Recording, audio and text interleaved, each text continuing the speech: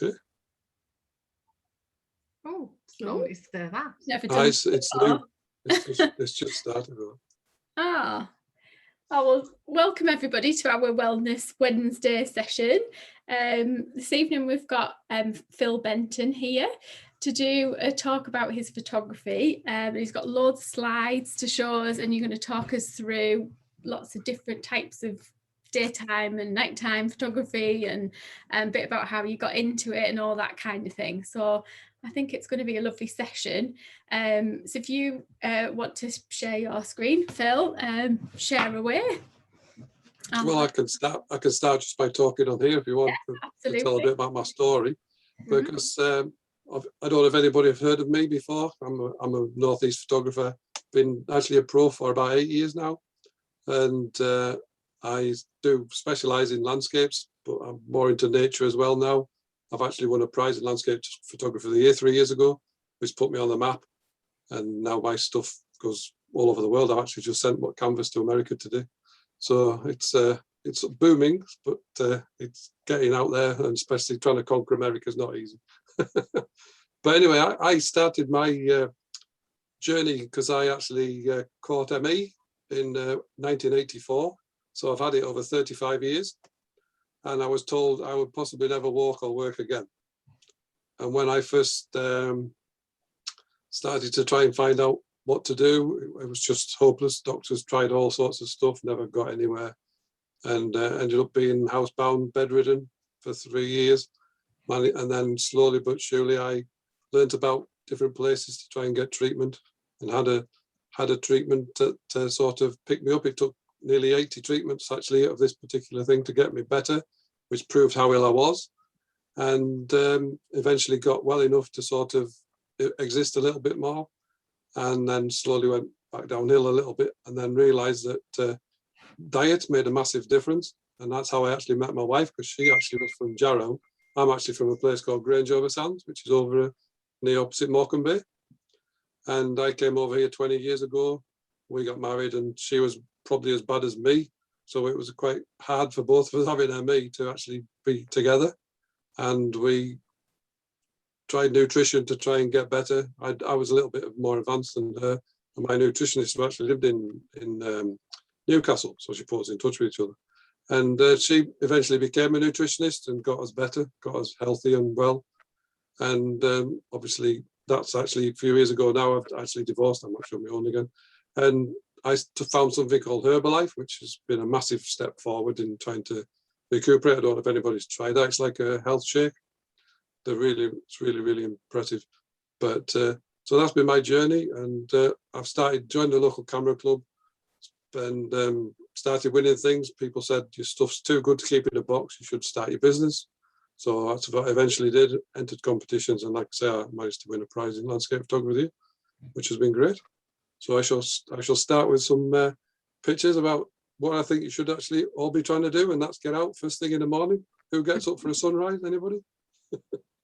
Occasionally. I've been up the night before, to be honest. Or camping. I think when I'm out camping, when the light floods in the tent, you're awake as soon as that happens, aren't you? Start tweeting. Right.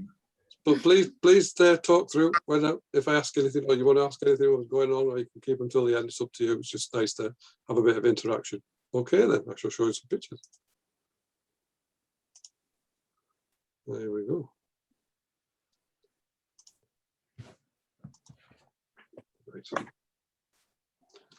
Right, as I was saying, the best thing to do to actually get some energy in your body is to get out of bed and go and watch the sunrise.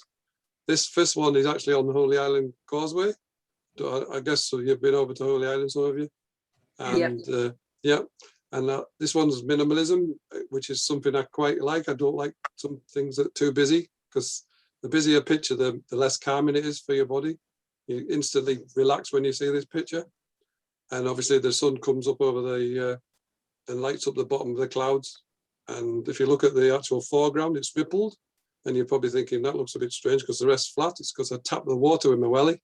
And that just finishes off the picture. And the other thing about the sunrise is, I think it might have been this day or another, but it was really freezing. And as soon as the sun comes up, it's like a radiator switched on, and that's exhilarating as much as seeing the sun rising. And honestly, it definitely makes you feel better. So if you've never done it, you must do it, especially after seeing these. Lovely photo. Love Thank it. you very much. This is another one that's on the causeway, but this is slightly over. This is a Pilgrim's Way over to Holy Island. And for when you're taking pictures, you've also sometimes got to think about where the sun is. And if you haven't hit, you've got to hide it behind a structure because you'll get a glare across your picture. I'm sure some of you have taken pictures with the sun and you've got this horrible line right across your photograph. And that's because you've got the glare. Well, I'm hiding it underneath this it's like a little lookout tower. But this is where, like I say, the pilgrims walked over to Holy Island. Wow. And as you notice, see the few little geese in the picture as well. Just finishes the picture off. So is that the actual colour of the skies, or have you used a lot of... No, these are actually right. As you'll see in a minute, I will show you the difference between how a sunrise colour can change within half an hour to a totally different colour. But no, that's exactly what it's like. The colours are just amazing. Yeah. There we go. Now we're moving across to Bamborough, slightly down the coast. And sometimes a subtle sunrise is just as nice because it takes... If the sky was full of detail, it would take you away from all this lovely detail in the foreground. And as you'll see, when it goes through, you've got to try and work out when you're doing a composition for a photograph. You want leading lines coming from the bottom right or the bottom left-hand corner into the picture. And also, like I said, to get different textures and stuff. Well, this one's slowed down very slightly because you can see the movement of water. It looks like milk, and that just gives it a nice ethereal look. And the next picture, which I will show you, is half an hour after this one. And look at the difference in the colour. And that's that's because the sun's not quite come up behind the castle, and now it has. And obviously you've got the nice, this is normal speed, so you've got the normal water. But if you notice, there's the chap in the dog over in the corner. I often include people in my pictures to give it scale. If it's what I want in the picture, and there's a bird, and you can actually see the reflection of the castle as well. So that's just to show you the difference between the two pictures within half an hour. Now we're moving down. Now we're on Long Sands. I don't know if you know where that is, near Tynemouth. That's Tynemouth Pier in the distance. Yeah, and with this one, as I was telling you about your composition, you're always looking for something, and this was a leading. I found this little stream leading you to the sea, and again I've included the person, and again it's just subtle. It's not over the top. It's just nice and soothing. The colours are gorgeous on that one. The sky, aren't they? Beautiful. Yeah, people, like I said, until you actually get out of bed and see it, and this is part of the idea of the health and well-being. When you actually feel rubbish, you get up and go and watch a sunrise, and I guarantee you'll feel better. I love the way that the stream also not only leads to the sea, it leads to the light. If that's where the brightest bit is in the picture. It's lovely. I love that. Yeah, it's all about composition, rule of thirds, which I'll try and explain a little bit later. This is one on Holy Island, and this is a wow, as you've just said. It's so dramatic, isn't it? This is my most successful picture yet. I mean, if you've been to Holy Island, I guess somebody might have been to Holy Island. Didn't look like that when I went there. That's Lindisfarne Castle there, in the distance. But this is the star. This is the star of show. See how it's coming in from the bottom corner again, leading into the picture, and it meanders all the way into the picture to the boat, and then straight to the lightest part of the picture, like the other lady just said. And and the light, obviously, these channels change every day when the tide comes in and out. You'll not see that again. So obviously, I was very fortunate. And because of the way the clouds are slightly up in the air, it's underlit, and that's how you get this amazing effect. And you need a lot of equipment for something like that, then, Phil. Actually, believe it or not, I would normally have a tripod and put mine on and set it up and frame it and everything like that. But believe it or not, I'd actually been taking loads of pictures on this morning, and I didn't actually have it on a tripod because I was walking back to the car. I thought I'd nearly finished of what I was taking, and then I just turned around and looked at this at the last scene, and then it fired up again. And I actually had to take this handheld, because that's something I'll tell people to do. If you do want to do photography properly, just take the picture, and then if you've got time, set it up, like professionally with a tripod and everything. But I actually took this just as it started to rain. There was a couple of spots of rain on my lens. But it's absolutely one of the most amazing sunrises I've ever seen. Amazing. And this is another one, same place, but a totally different type of picture. You're getting a sneaky look at this one because I was just telling Charlotte, this is one of the 8 I've entered in landscape photography this year. I'm still waiting to hear if I've got it shortlisted. But I actually stayed on the hotel. I stayed in the hotel on the island so I could get up to get the sunrise with the tide in. And like I said, got the lovely light coming across from the water.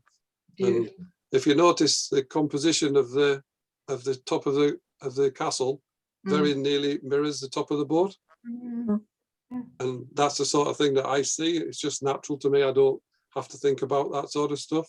And that's the Farne Islands in the distance there, if you look on the picture. I love how the texture of the boat as well is so highlighted, isn't it? You can see every little lump and bump of that texture of the surface as well, because of the way the light is. It's beautiful. Yeah. And then this one over here is a lot older. That one's been redone. You see, it's all waterproof. This one's a lot older. Now then, we're actually using the sunrise now. The sun's up. So before, when I showed you the very first picture, I was facing towards the island. This is actually facing back inland, and I'm actually stood on the causeway on the road with the tide in, but the tide's only 4 inch deep, and it's only going to get less. So I knew I was fine, and I'll never go anywhere without my wellies, as you'll find out later on. I'm always in the car, and I wanted to try and do something different because obviously here, with the water, with everything being so flat, it's such a serene, slow-moving tide going out, and it's like a mirror. And that was what I wanted. This is called mirrored, and that's actually the peninsula sticking out on the other side. And when I first put this on Facebook, I asked all the other guys that take pictures around the area where it was. Nobody could tell me where it was because nobody had ever tried to do this before. Wow. which was great for me. And because you can see, it just looks too perfect to be true, doesn't it? Man. Yeah. And again, it's minimalism. See, there's very, very little in it, but there's enough. And that's a very popular one, actually. Beautiful. Thank you. Now then, we'll move on to some much more uplifting type of, like I was saying, you've woke up now, you've got your energy, you're feeling a little bit better, and now you want to get a bit more invigorated. So this is actually a wave at Tynemouth. And I was there for quite a while, took loads of photographs, and I kept thinking, well, they're all similar.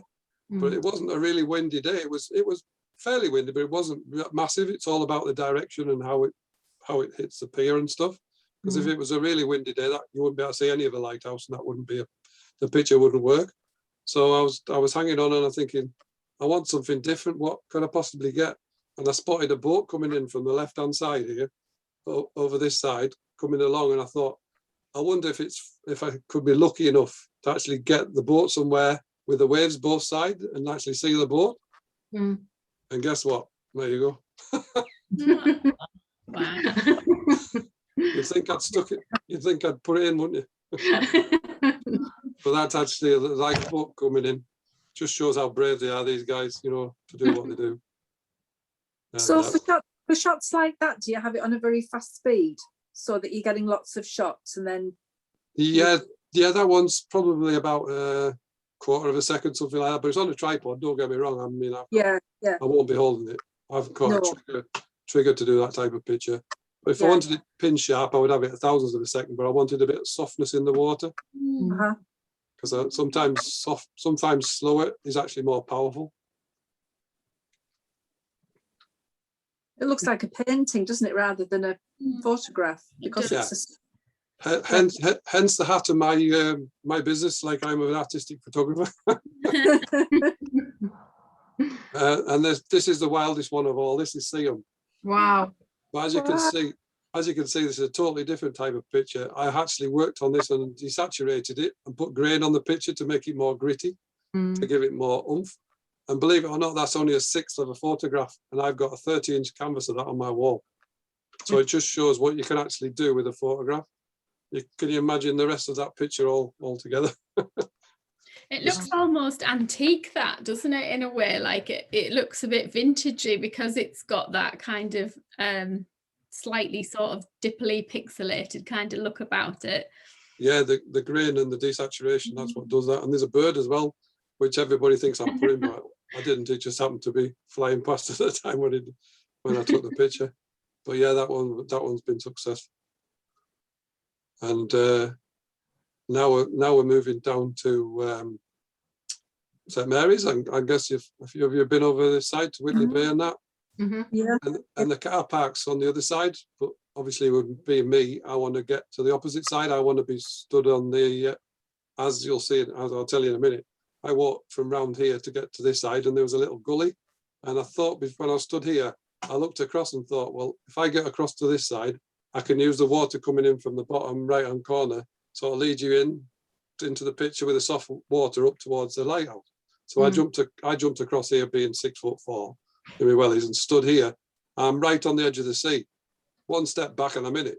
But again, the tide was going out, so I knew I was safe. What I didn't realise is the actual seal. Can you see the seal? Yeah. Oh gosh, yes. Wow. Because believe it or not, this has taken 10 minutes before it was dark. As you'll see, a lot of my photographs, people take photographs of sunset and then go home. There's still at least an hour's light in the sky. People don't realise. But I like the colours. They're very similar sky to the water in this one. And I did like an arty effect on this, and people think this is a film set. That's what I keep being told. So I call this one Surrounded, because obviously it's surrounded by water. It's nice that the bits of red on the roof draw your eye in on that one. Oh, the tiles on the roof. Window. Yeah. And you can just see the light coming through the windows as well as the sunset, and that's coming through. That's beautiful. Thank you.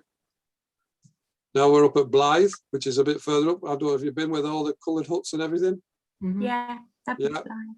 Well, that's Blythe Pier there. And the coloured huts are actually behind me.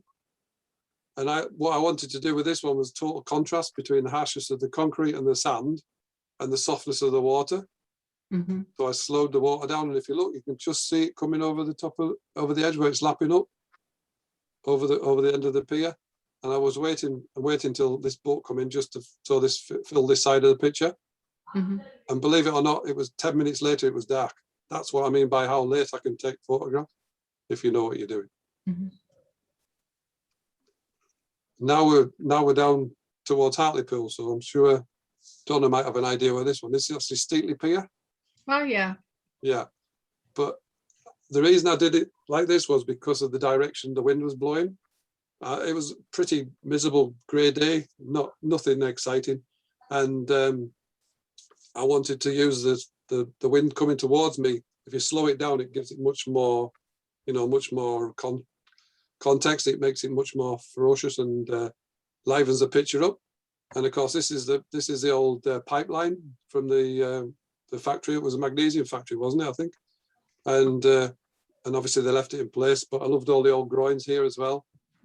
So they complement that one, and you can see the softness of the water. You can, because it's light, it's lit up the edge of the sea when it's lapping over because of the longer exposure. And this one's called erosion. It's one of my favourites. Colours are beautiful, absolutely gorgeous. And you can just see bits of green moss and on the edges and stuff. Yeah. Now then, this one I've thrown in because I love to throw curveballs into people and ask you what you can see in this picture. Does anybody know what that is? Is it leaves on a rock? Is that leaves stacked up on a rock? Very good, Charlotte. Not many people get that straight away. I've met a lot of times in rivers with my boys, I think, floating around. Ah, right, okay. I've had animals and all sorts of otters and stuff under there. They thought they were fairies all piled up. Oh. Looks like a horse as well, doesn't it? Like laid on its side. A horse? Where's the horse? There's its eyes, like under that leaf, and then it's I don't know. Oh yes, I get it. Or a deer or something like that. It's like a unicorn or something. I know what you mean. Yeah, well, it's a bit of an optical illusion, this, because it's actually obviously is a river, but I've actually turned the camera at an angle to get the diagonal, which is much stronger in a composition. If it was straight on, horizontal, it wouldn't look the same. So I tipped the camera to an angle, and the actual water's going uphill, so it's going against gravity. So it's called trapped.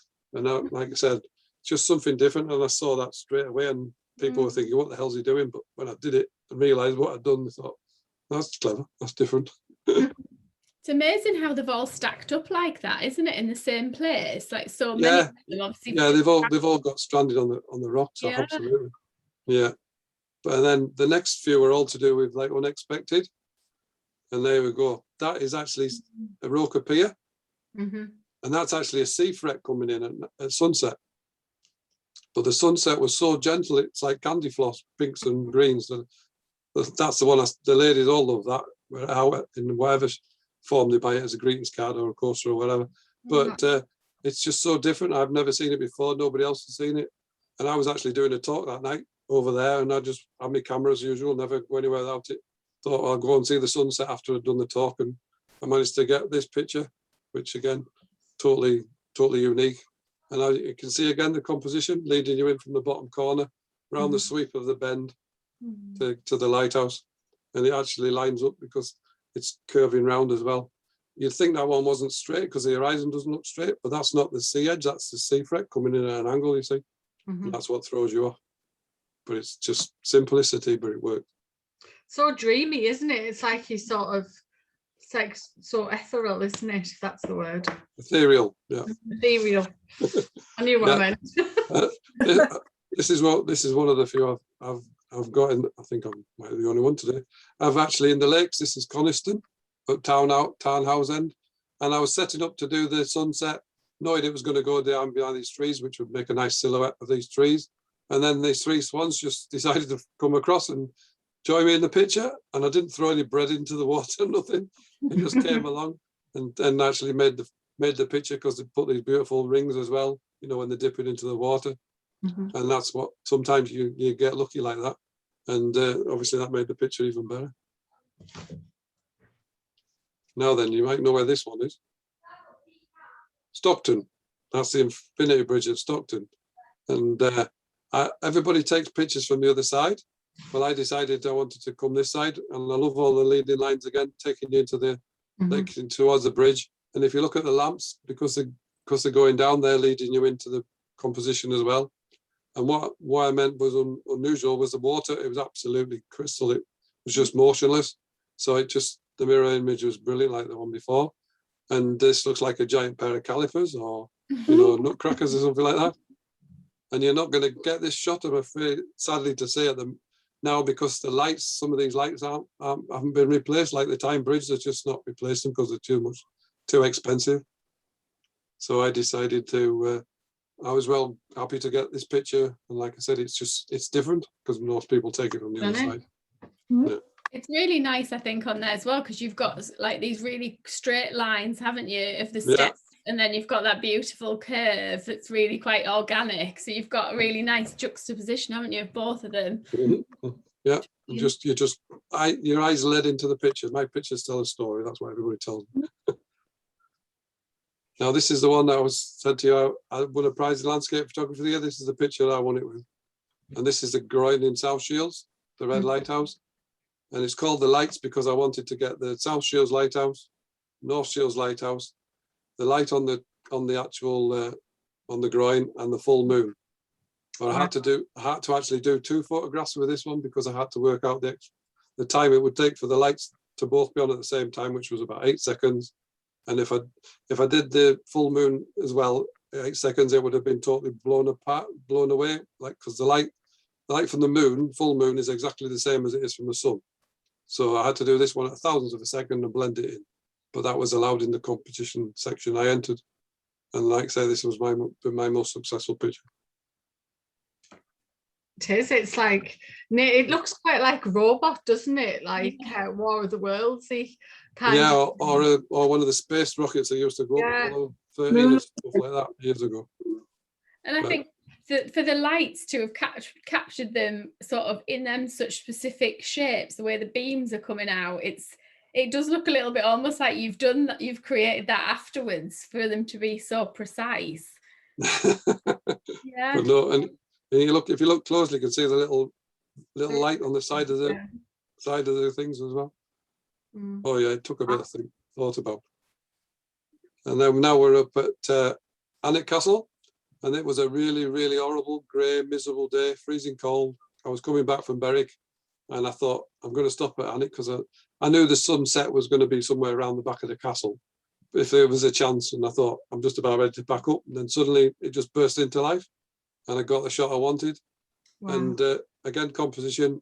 I've got the tree on this side holding you in the picture on the left, and the branches leading you towards the castle. And this little tree just stops you falling out this side of the picture as well. And I call this one Magical Light after Harry Potter. Very good. Wow. Now then, this is a wow shot. This is actually near Corbridge, and this is 2 acres of poppies. And like I say, I was absolutely amazed. I'd heard about it, but never got a chance to go. Believe it or not, there's about 50 photographers around me, but I managed to keep them all out on my picture. And what I loved about this was the fact that the sun, like I said before, about hiding it, so you don't get the glare across the screen, across the picture. And I hid it behind the tree, which gives it the star effect. But you've got the beautiful light, sunlight coming straight across the picture from one side to the other. And this one was actually picked up by the oncology ward in Exham Hospital, got in touch with me, and ended up buying 5 of my pieces for the wall in there. So, and this is one of them. I've actually got some in there and some in Durham Hospital as well now. So it's great, because I actually had some cancer patient came up to my stall after she'd had a treatment, and she tapped me on the back and said, "You're the lad who took the pictures that's in the hospital." He said, "You made me feel so much better." I thought, well, that's it. That's my job done. Yeah, it's a very calming image, isn't it? That it's a really, you just get lost in it, don't you? Yeah, I couldn't believe how many there was. I've never seen that like that. And then here we go. This is another amazing one. Seaton Sluice, which is just down from Redcar, from Blythe. There's the beach huts that I was telling you about before, and Tynemouth sort of behind us. But it's one of those where you go out. I was out for first thing in the morning looking at the sunrise, and I was waiting for the light. It didn't really materialize, so I knew the light was going to eventually come up from behind me and light the hillock. And I spotted the grey clouds coming across towards the sea, and I thought, the dark clouds behind the hill will just make a beautiful picture. And lo and behold, I got set up, and the rainbow appeared, but it wasn't just a one; it was a double rainbow. Wow!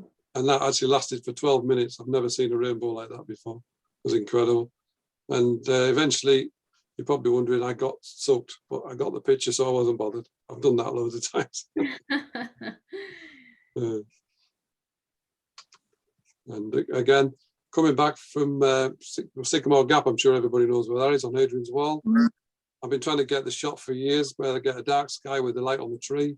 Like I say, coming back from Carlisle, spotted the dark sky bit sort of in the distance up to the north, thought, right, I'm going to take a chance, because obviously the sun's going to set in the west over here, and there's a chance it could light the tree. And again, I had to do it from a long way away with a big long lens, 2 quick shots with the lens before, and then the light had gone, and you never saw it again. So sometimes you really do have to be just like that, snap and gone, because you just can't predict the weather, especially when it's blowing a gale, because wind can change the light so quickly. And that's one of my new ones, called Lighting the Way, called Catching the Light. Do you have what's your favourite kind of place to photograph, like the coast or more inland and lakes, or just anything? Anything that's a challenge, to be honest, Charlotte. I mean, I love being by the sea if I've got a choice, if I'm honest. But I'm now over in Chopwell, so I'm not over there anymore. I used to live in Jarrow, so it wasn't too far to go to the sea. But like I was saying, this is the most famous tree in the world, really, after being in Robin Hood, Prince of Thieves. So I went back at night, and like you already had a quick sneaky look, but there you go. That is what you call stars in the sky. It was my introduction to taking shots of the Milky Way and stuff, and the clusters of stars. And I was so lucky because I actually got the aurora as well, which I didn't even realise I was with two guys who knew what they were doing. You could just see flickering light because your eyes cannot see that. If it's only very mild, you have to be in places like Iceland to get the actual type of where you can see it in the sky and dancing and all that, which I did. And there you go. Was there a lot of specialist equipment to do like nighttime photography then? No, you need a good lens, and you do need a good camera and a good lens, yeah, because you need the shutter speed and the light. I mean, I don't know how technical you are, but ISO 100 is normally for daylight pictures, and 3,500 ISO, which means it lets more light into the camera, which so you can get these type of shots, but you have to have a very high f-stop. I'm not going to be too technical, but as I was saying, this is when I actually went to Iceland 3 years ago, and I managed to capture these. This was one of the last few days I was there because I'd had orders from customers. You've got to get some pictures of the aurora. I want to buy them off you. And I was panicking. I've been there 5 days and never saw it. Chased it till 4 o'clock in the morning the night before this. So I was worn out by the 7 o'clock this night, and then it just suddenly kicked off. And that's an iceberg, and there's the mountain range with the snow on. And if you look at the shadows, they're actually seals in the water. They came up to see us all. It was amazing. And I actually got pictures, and you see all the stars. I actually got pictures for 3 hours. It was unbelievable. Stunning. Fantastic. So that's what I'm saying about getting out and about during the day. And the reason what I was going to ask you was, do you feel better now after seeing the pictures? Are you uplifted? Yeah, Absolutely. Yeah. Well, good. That's why you need to get out and see these, because like the benefits for your health, it's my escape, and I zone out. I'm one with nature and my surroundings and all that type of stuff, and it's so uplifting and satisfying. It's good for your self-esteem, and traveling to different places, you can't beat it. You've got to get out there and see these places. You don't realise everybody wants to go abroad. There's so much in this country that people don't have a Scooby-Doo about. Do you know what I mean? And obviously this was one of the few where I did get away. But so that's the landscape section done. And what I was going to say was that it depends how mobile you are to whether you can actually get out and go for a walk and stuff. Because obviously, believe it or not, loads of them pictures you've just seen were taken not more than 5 minutes from where I parked my car. Because in the early days, I still had ME when I was taking loads of these pictures. And because I could just do it at my pace, I could just set up and take my time. That's why I don't do weddings and things, because it's just too stressful. You can imagine it's not easy. I've done a couple. So I started off before all this taking pictures in my garden through the kitchen window, which I know a lot of people have been doing now through lockdown. And so they've all copied me, because I'm actually going to write a book called Through the Kitchen Window. And it's all about my journey from being bedridden and taking a few pictures and then getting better cameras and going out and about. So I shall start off and show you a couple of ones in my garden. There you go. Wow. Again, through the kitchen window. Everybody says you have to have clean windows. It's total rubbish. I don't want to sound terrible. Mine weren't very clean. It's all because you're focusing through the windows, so it doesn't matter. That's actually a thrush in my bird bath. And again, you're on about shutter speed. That's really fast to get the frozen movement of the water around the thrush. And now this one, believe it or not, they are hoverflies mating, and a hoverfly is about 1 millimeter, 2 millimeters. And I actually saw them flying around my garden together, and they landed on the hedge, and I thought, shall I take a chance? And I went and got my macro lens and set it up with my tripod right next to them. And with the macro lens, you have to get really close to your subject, but it's very unusual to get, insects sitting still and stuff. And I managed to capture this. And if you look, you can see the crisscrosses in their eyes. It's so clear. And a lot of people think that's the best picture I've ever taken. Because I had to manually focus with the lens as well. So you've got to have good eyes.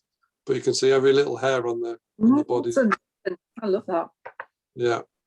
So different. I don't think I've actually got that one on my website, so I don't think I've actually sold that. But it's really interesting. It's a totally different type of picture. I do love macro. If anybody's ever tried it, because it takes you to a whole new level, different world. And then I had a rat in my garden, which I'm sure everybody has rats in the garden, and everybody hates rats, but I don't. I love them because they're so clever. And I love this one because this is called Ratty and Toad Reunited.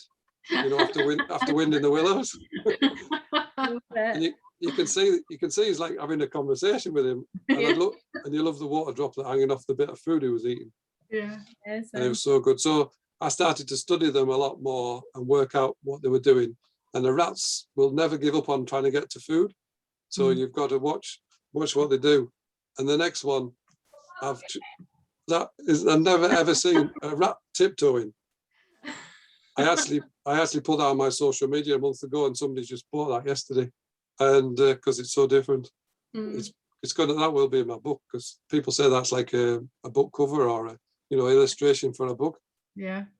So because obviously he was up on his tiptoes because he's actually going to grab all this pot and have a look at this, look at the top, you see, and so I've watching the rats, and they love the coconuts, the what you put out for your blue tits and stuff. Yeah. Well, I had a proper feeding station with a water bath and all the hooks and the coconuts hanging down. And I worked out that if I watched the rat go up and grab it, it was too easy. So I took the water bath out, and then I moved the coconut an inch or two every day for 3 weeks to try and get the rat to stretch so I could get this shot. And there you go. Wow. That's fantastic. And that's called morning stretch. Again, through the kitchen. It's giving them personality, isn't it? Everybody's scared of them, and but it's kind of making them quite human in their ways, especially like the other one and this one. They seem like they're like little characters, don't they? Yeah, it depends on the angles you look at them. I've had people think it's a squirrel until they look at the tail, but if you look at the tail, see how it's grabbed, how it's got, it's hanging on there, you see, that's how it's supporting itself. Yeah. And then it just stretched back. We had one in our garden earlier on in the year, and it used to hang itself around a tree branch trying to get to the bird feeder. And they were amazing. I didn't realise where they could get to, and it was scary to get to. They will never give up on food like squirrels. It's such a challenge for them. That's why I love them, because I like clever things, I like clever people, so I like clever animals. And I got my shot, and that won me an award actually, so it's been really good. Now then, a totally different type of picture which I've been trying to capture for a long time, and this is again, what I was going to say was, when you're trying to take pictures of nature, try and get eye level with whatever animal you're doing. But on this instance, I wanted to get below it. That's a foxglove, and I wanted to get below it so I could actually get the flight of the bee coming up towards the trumpet, and I managed to capture one. But this picture actually sums up this talk, because it's one of those that think of the effort that bee has to make to get to its destination. And that's like me when I was really poorly. I had to really struggle to get myself out there, to try and make myself do these things to get the pictures. And eventually, like I said, it's become my business. And that's been so rewarding for me. But you can imagine the amount of pictures I took to try and get that shot. Wow. Yeah, and that's very, very fast shutter speed, and the wings are still really blurred. But it just sums up life. It's a struggle, and you think a bee's it's easy because it just flies about, but you got to think about it literally. How much effort has that bee gone through to get up to that flower? Yeah. Now this one's a funny one. This was taken in the first lockdown, because actually, believe it or not, I caught COVID within the first week of lockdown. And I was ill for 12 weeks, and I couldn't get out at all, and everybody was all stuck in the houses anyway.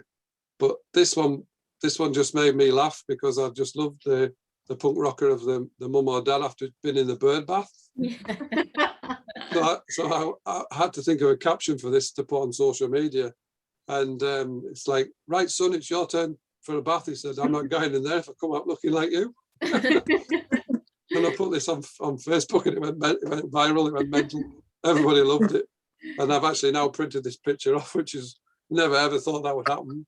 But it just shows that if you keep your eyes open and look out the window long enough, you could get pictures like this. Yeah. Totally different. And now then, how about that? Oh. believe I was actually in a lady's garden. She was actually inviting me over because she had the hedgehogs, and I was sort of watching their mum or their dad going around the perimeter of the garden, because you don't see hedgehogs at all because they don't not visible. If you see one in the daylight, there's usually something wrong with it. So they stick to the edge of the garden, and it came to the feeder. So I watched it going back. I thought it'd go back to the nest because I'd heard they got young ones, and it never got back. And next time I went back to the feeder, it was there. I thought, hang on a minute, it's not going all the way back. It's only getting halfway. There must be a reason. And I just got to the corner and it stopped. And I just looked through the undergrowth, and I spotted this little hoglet looking straight at me through the gap in the. You couldn't have framed it better, could you? No. Yeah, and that's actually a hoglet. Oh. Unbelievable. So cute. That's one of my most popular ones. Yeah, really interesting. Now we'll move on to again, what you want to be getting out now, to take pictures of all the young'uns and all the different wildlife that's out there. And I just love the quirkiness of this one, because there's always an awkward bugger at the back who didn't want to be, he wanted to be behind his dad. Because that doesn't normally happen. They're usually the other way around. The dad's always at the back, but he must have been having a strop, says, I'm going at the back today. So I did that one. But my most popular one of the swans is this one. Oh, that's amazing. Wow. Very arty, that, isn't it? They're beautiful. Yeah. That's actually all the little cygnets. This one's trying to get in, but there's already one in there. So it's called Let Me In, this one. and it works even though she's going away from me. You can actually just see the beak edge there, very slightly. Did you take that on a night then, or how? With the no, this is actually a composition, and this is another thing I'm going to explain to you. If you notice, it's very, very nearly black and white. There's a bit of green there, and a bit of colour there, and a bit of blue, and a bit of orange. But no, this was actually one of those pictures I was telling you where you got a flare, a massive flare here, so it was burnt out. So what I actually did was actually cut this out and stuck it on a black background. Right. And it worked so well. Yeah. That everybody loved it. There's no way you could get a shot like this, Charlotte. It's impossible. Yeah. Because the light's so bright here. Yeah. There's no way it would no way it'd be dark in the background. You'd have to work on it. It's brilliant, isn't it? But yeah, I like it when people go out. Textures is the texture of the feathers, isn't it? I think that. Yeah, the fur on the chicks as well that are just so, the detail. It's lovely. Yeah. And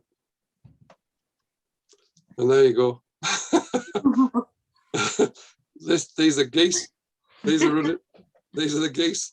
And I just love the way the little bottoms and that were wobbling as they're running towards the water with the little stumpy little wings. They're loving life, aren't they? Hey? They're loving life. It's like us when the pub's open. This one's called Last One in the.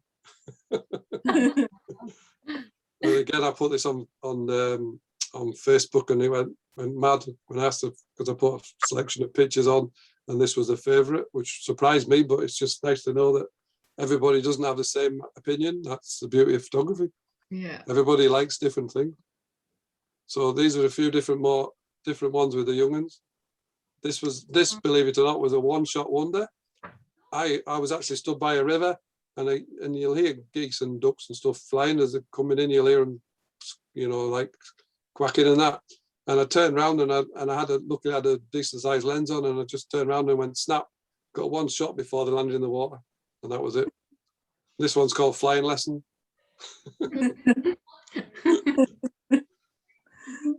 There we go.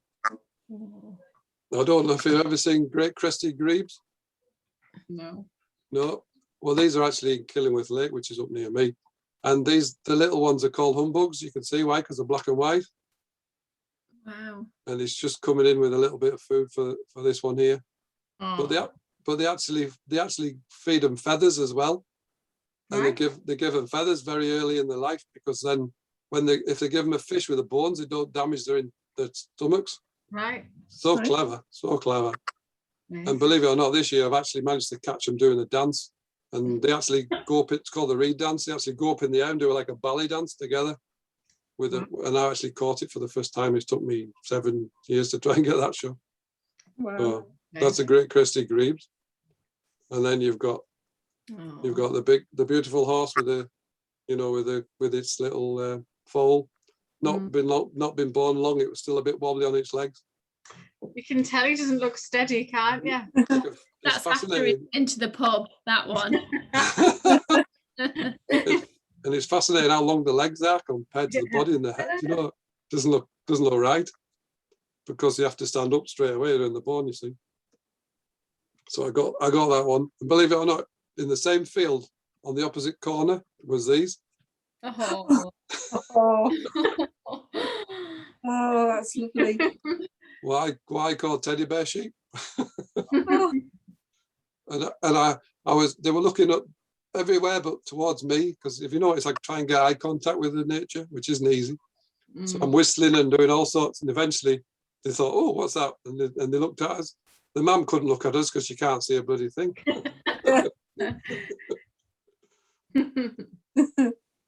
And then I captured this one, which is another one I've been after for years. You see it when you're out and about, but you never have your camera in the right time. So this one's called Piggyback. And I actually had to wind down the electric window on my van very, very slowly. If I tried to get out of the van, it would have just been off, And what I liked about this was obviously the eye contact with the mother, and the light was beautiful. But if you look at it, there's a light green stripe, a mid green stripe, and a dark green stripe in the picture, which again was something I saw straight away when I was taking the picture, but a lot of people would just not even think about that. And this is one of my most recent ones, obviously from the snow we've just had. These are actually longhorn cows in a farmer's field, and he actually gave me permission to go in, and I actually did a series of these pictures. He's actually bought 3, and I had them running past me, which was a bit scary with these great big long horns. So I got some pictures, and this one, there we go. Oh, This is my most successful picture. This is the one that I've just sent to America again, and it's called Lean on Me. The mother just bent down to feed, and he just put his head on top of a horn and looked straight at me. Couldn't have planned it. I did nothing to this picture apart from whiten a little bit of white on his eye just to give it a bit more glint. And like I said, I used to do stalls with this because that's something I do when we get a chance. And everywhere I was going, I was selling out of everything with this picture on it. Was crazy. Oh, beautiful. So it's all over the world, this one. And it's, like I said, it just means so much. And believe it or not, it was in the bottom of Chopwell, half a mile from where I actually live. It was like I was meant to come here to get that picture, I think. Oh, no, this is the Badger experience. You'll probably think, well, this one's not as good as the others because it's blurred.